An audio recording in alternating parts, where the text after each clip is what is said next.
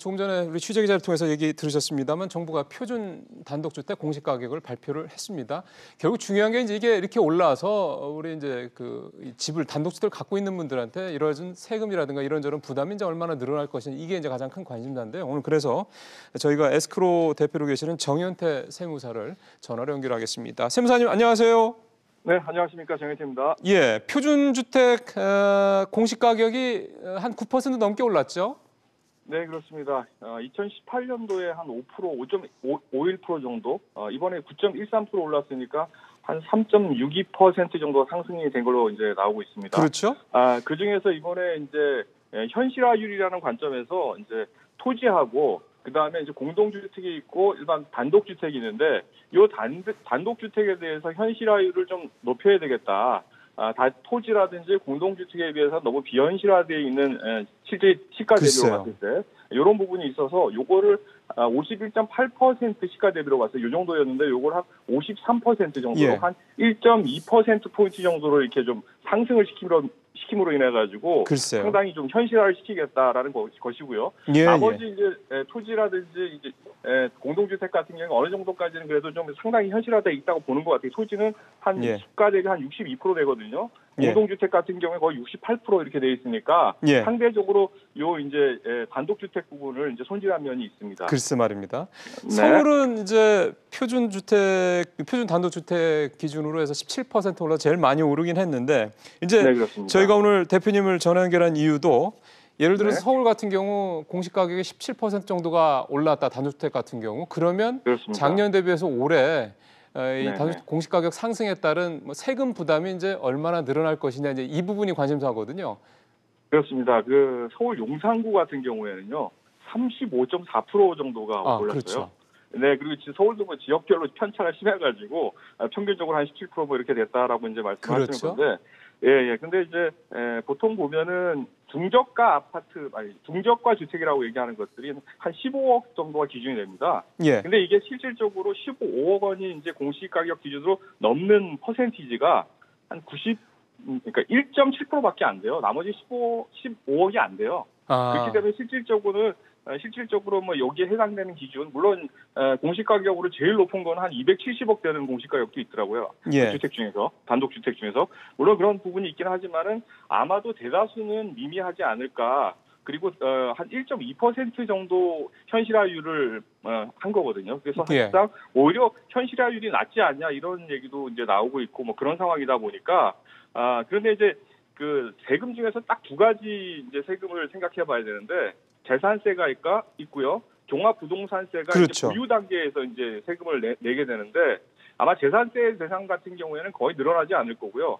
종부세가 이제 1세대 1주택이라면 9억 원 이상인 주택에서부터 이제 해당이 되니까 이런 분들이 이제 부담이 약간 좀 늘어나지 않았을까 하는 게 이제 더군다나 서울 지역 같은 경우에는요. 특히 용산 지역 같은 경우에는 또 뭐 강남 포함했습니다. 이런 지역 같은 경우에 많이 상승이 있었기 때문에 이런 부분에 대한 현실적인 어떤 부담률이 높아졌다 이렇게 좀 이해를 하시는 게 편할 것 같습니다. 좀 전에 용산구가 35% 올랐다는 말씀을 하셨기 때문에 그런데 이게 사실은 세무 일을 이제 전문적으로 하시는 분한테 이제 35% 올랐으니 뭐 재산세나 보유세는 이제 그렇게 35%는 오른 집은 재산세나 보유세가 종부세가 얼마나 오를 것이 이렇게 물으면 되게 무식한 질문이라는 걸 압니다만 그래도 조금 시청자분들한테 이해도를 높이기 위해서는 어느 정도 이제 세금이 오르냐 이게 조금 더 이제 얘기가 좀 구체적으로 돼야 될 것 같아서요.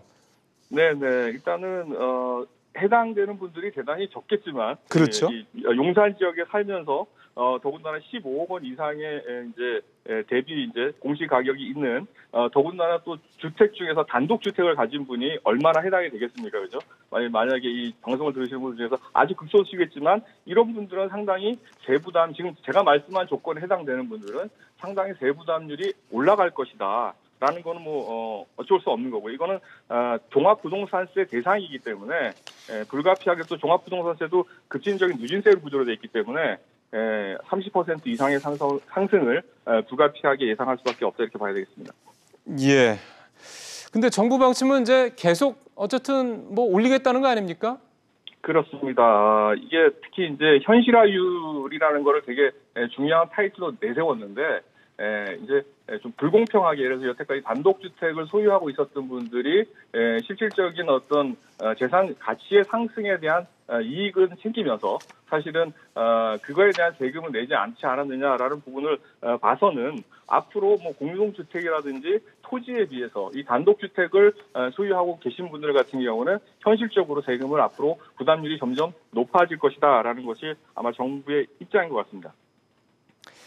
그 4월 말에 이제 아파트 공시가격도 이제 발표가 되잖아요. 이게 표준 단독주택이 지금 전국 평균이 9%, 서울이 17% 올랐는데 작년에 아파트 값도 많이 올랐던 걸 감안하면 아파트에 대한 이 공시가격도 좀 꽤 오르겠습니다.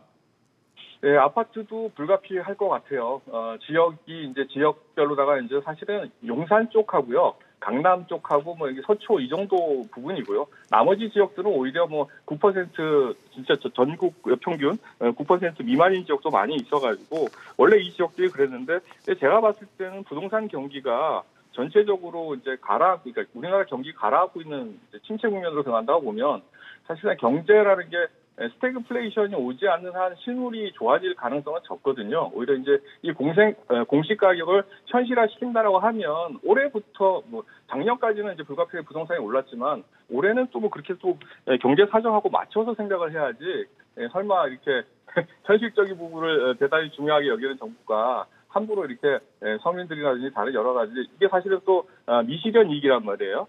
무슨 얘기냐면 내가 주택을 팔아가지고 돈이 있어서 담세력이 있어서 내는 세금이 아니라 그냥 재산만 있으면 내야 되는 세금이란 말이에요. 그렇다 보니까 이거는 담세력을 고려하지 않는 세금이기 때문에 여러 가지 문제가 있고 또 제가 봤을 때는 실물경기 침체가 전 세계적으로 이제 확산되는 추세에 있기 때문에 뭐 정부 의도대로 그렇게 계속 올릴 수는 없지 않을까 제가 생각하는 건 제 개인적인 판단입니다만 그렇게 생각이 듭니다. 알겠습니다. 오늘 말씀 잘 들었습니다. 네, 고맙습니다. 예, 정의연태 세무서와 얘기 나눠봤습니다.